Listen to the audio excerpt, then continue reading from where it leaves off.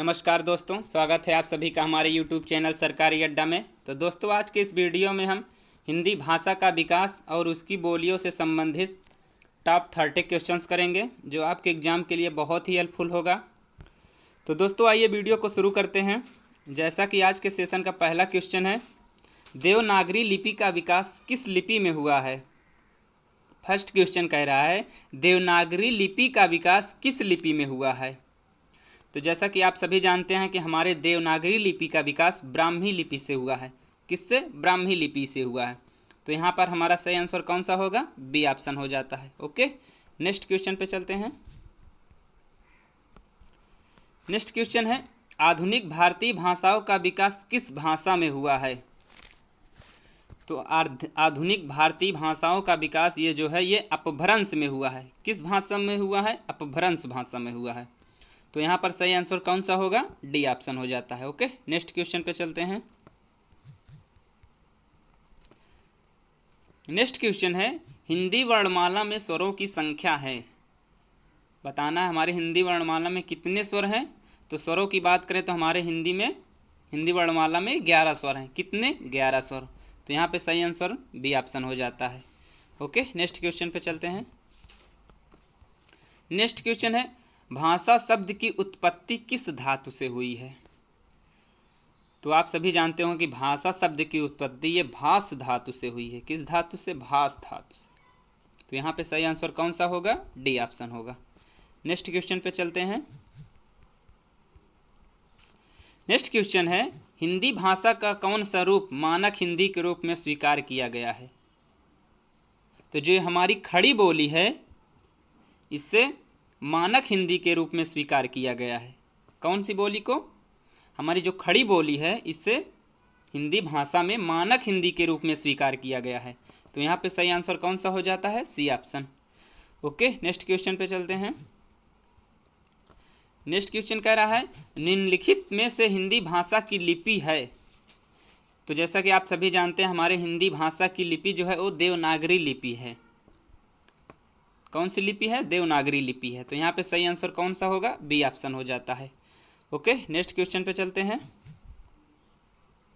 Next question है, हिंदी भाषा में बोलियों की संख्या है। तो हमारे हिंदी भाषा में बोलियों की संख्या कितनी है? तो ये 18 है। कितनी है? 18 है। कहीं कहीं आप लोगों को 17 भी मिल जाएगी।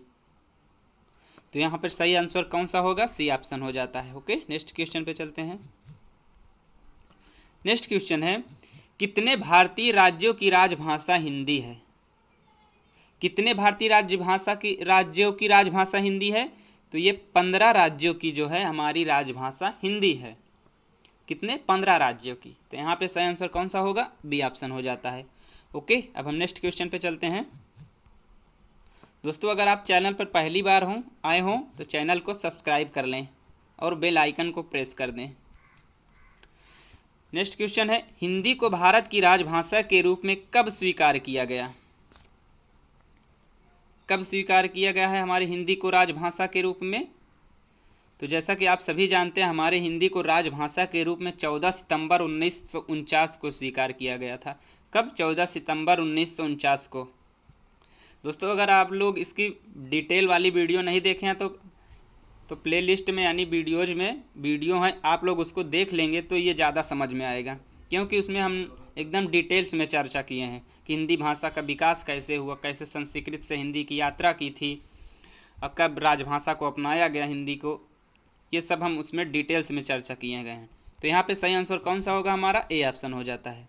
कौन? 14 सितंबर 1949 को भारत की राजभाषा हिंदी के रूप में स्वीकार किया गया। अब नेक्स्ट क्वेश्चन पे चलते हैं। नेक्स्ट क्वेश्चन है, हिंदी दिवस कब मनाया जाता है। जैसा कि आप सभी जानते हैं कि 14 सितंबर 1949 को हमारे हिंदी को राजभाषा के रूप में स्वीकार किया गया, इसीलिए हमारे हिंदी दिवस कब मनाया जाता है? ये 14 सितंबर को मनाया जाता है। कब? 14 सितंबर को। तो यहाँ पे सही आंसर कौन सा होगा? ए ऑप्शन हो जाता है। ओके, नेक्स्ट क्वेश्चन पे चलते हैं। नेक्स्ट क्वेश्चन है, नेक्स्ट क्वेश्चन कह रहा है, संघ की भाषा हिंदी और लिपि देवनागरी होगी, या संविधान के किस अनुच्छेद में कहा गया है। तो किस अनुच्छेद में कहा गया है? तो ये हमारे संविधान के अनुच्छेद 343 में कहा गया है कि संघ की भाषा हिंदी और लिपि देवनागरी होगी। तो यहाँ पे सही आंसर कौन सा होगा? ए ऑप्शन होगा। ओके, नेक्स्ट क्वेश्चन पे चलते हैं। नेक्स्ट क्वेश्चन है, व्याकरण और वर्तनी के दर्शाए से शुद्ध भाषा कहलाती है। तो जैसा कि आप सभी जानते हैं, मानक भाषा को ही व्याकरण और वर्तनी के शुद्ध भाषा के रूप में माना गया है। किसको? मानक भाषा को। तो यहाँ पे सही आंसर कौन सा होगा? ए ऑप्शन हो जाता है। ओके, नेक्स्ट क्वेश्चन पे चलते हैं। नेक्स्ट क्वेश्चन है, नेपाली भाषा किस लिपि में लिखी जाती है? तो नेपाली भाषा की बात करें तो ये हमारी देवनागरी लिपि में लिखी जाती है। किस लिपि में? देवनागरी लिपि में लिखी जाती है। तो यहाँ पे सही आंसर कौन सा होगा? बी ऑप्शन हो जाता है। ओके, नेक्स्ट क्वेश्चन पे चलते हैं। नेक्स्ट क्वेश्चन है, हिंदी वर्णमाला में अयोगवाह वर्णों की कुल संख्या है। तो हमारे हिंदी वर्णमाला में अयोगवाह वर्णों की बात करें, 3 अयोगवाह वर्ण हैं। कितने हैं? 3 हैं। तो यहाँ पे सही आंसर कौन सा होगा? डी ऑप्शन हो जाता है। ओके, नेक्स्ट क्वेश्चन पे चलते हैं। नेक्स्ट क्वेश्चन कह रहा है, संविधान के किस भाग में हिंदी भाषा को भारत की राजभाषा कहा गया है? तो जैसा कि आप सभी जानते हैं, हमारे संविधान के जो भाग 17 है, भाषा संबंधी उपबंध, जिसका प्रावधान है भाग 17 में भाषा संबंधी उपबंध का वर्णन किया गया है, और ये उसी में हमारी भारत जो हिंदी भाषा है उसको भारत की राजभाषा कहा गया है। तो यहाँ पे सही आंसर कौन सा होगा? B option. Okay, next question पे चलते हैं। नेक्स्ट क्वेश्चन है, अपभ्रंश भाषा का विकास इससे हुआ है। तो जैसा कि आप सभी जानते हैं, हमारी अपभ्रंश भाषा का विकास किससे हुआ है? तो प्राकृत से हुआ है। किससे? प्राकृत से हुआ है। तो यहाँ पे सही आंसर कौन सा होगा? ए ऑप्शन होगा। ओके, नेक्स्ट क्वेश्चन पे चलते हैं।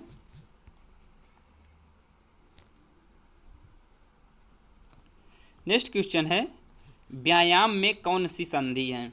ये संधि से क्वेश्चन आ गया है। अभी हम आप लोगों को संधि नहीं पढ़ाए हैं, बस इसके आगे वर्ण पढ़ेंगे, वर्ण के बाद संधि ही पढ़ेंगे, यानी कि वर्णमाला पढ़ेंगे, वर्णमाला के बाद संधि पे पहुंचेंगे। तो व्यायाम में कौन संधि है? व्यायाम यानी कि गुण संधि होगी। कौन सी? गुण संधि होगी। तो यहाँ पे सही यण संधि होगी। कौन सी? यण संधि होगी। तो यहाँ पे सही आंसर कौन सा होगा? बी ऑप्शन होगा। ओके, नेक्स्ट क्वेश्चन पे चलते हैं। नेक्स्ट क्वेश्चन है, महावीर में कौन सा समास होगा? ये समास से एक क्वेश्चन आ गया है। तो महावीर में कौन सा समास होगा? तो ये कर्मधारय समास होगा। कौन सा? कर्मधारय समास होगा। तो यहाँ पे सही आंसर कौन सा होगा? ए ऑप्शन हो जाता है। ओके, नेक्स्ट क्वेश्चन पे चलते हैं। नेक्स्ट क्वेश्चन है, देवनागरी लिपि का विकास किस लिपि से हुआ है? तो जैसा कि आप सभी जानते हैं, हमारे ब्राह्मी लिपि से ही देवनागरी लिपि का विकास हुआ है। किससे? ब्राह्मी लिपि से ही देवनागरी लिपि का विकास हुआ है। तो यहाँ पे सही आंसर कौन सा होगा? ए ऑप्शन होगा। ओके, नेक्स्ट क्वेश्चन पे चलते हैं।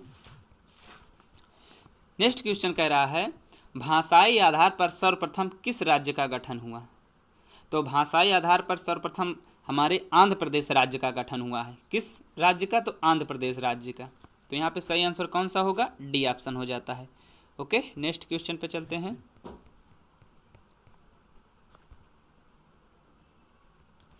नेक्स्ट क्वेश्चन है, प्रथम देश भाषा किसे कहा जाता है? तो प्रथम देश भाषा जो है हमारी पाली भाषा को कहा जाता है। किसे कहा जाता है? पाली को। तो यहाँ पे सही आंसर कौन सा होगा? हमारा पाली। नेक्स्ट क्वेश्चन पे चलते हैं।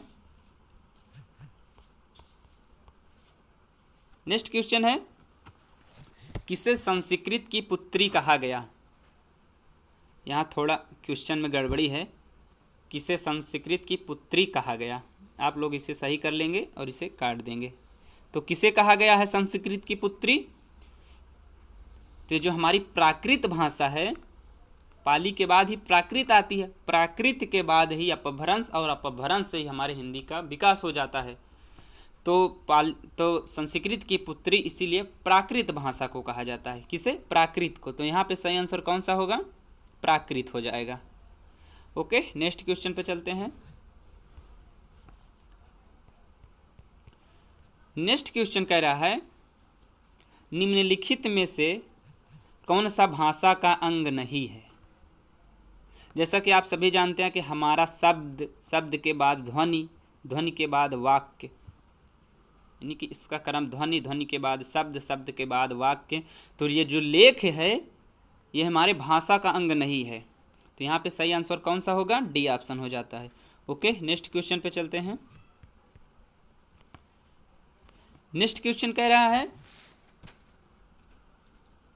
नेक्स्ट क्वेश्चन है दक्षिणी भारत हिंदी प्रचार सभा, यानी कि जो दक्षिणी भारत हिंदी प्रचार सभा थी उसका मुख्यालय कहाँ पर स्थित है? तो उसके मुख्यालय की बात करें तो उसका मुख्यालय है चेन्नई में है। कहाँ पर है? चेन्नई पे। तो यहाँ पे सही आंसर कौन सा होगा? चेन्नई होगा। ओके, नेक्स्ट क्वेश्चन पे चलते हैं। नेक्स्ट क्वेश्चन है अधिकतर भारतीय भाषाओं में, यानी कि अधिकतर भारतीय भाषाओं का विकास किस लिपि से हुआ है?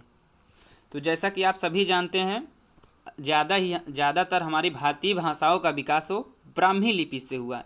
किस लिपि से हुआ है? ब्राह्मी लिपि से। तो यहाँ पे सही आंसर कौन सा होगा? ब्राह्मी लिपि, यानी कि फोर्थ ऑप्शन। नेक्स्ट क्वेश्चन पे चलते हैं। नेक्स्ट क्वेश्चन कह रहा है हिंदी की विशिष्ट बोली ब्रज भाषा।